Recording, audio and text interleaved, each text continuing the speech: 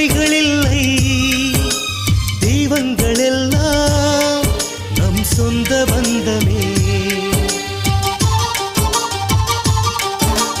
பரதனையும் ராமரையும் பாசத்தில் மிஞ்சிடுவோம், அனுமனை போல் அணில்களை போல் சேவையில் நின்றிடுவோம். இதை கேட்கும் போதே கண்கள் ஒரு நீர் காலம் போடுது. அட சொந்தம் என்ற சொல்லில் கோடி வேதங்கள் உள்ளது. உச்சி கிளையில ஓ மைனா உட்கார்ந்து பேசுது சின்ன மைனா.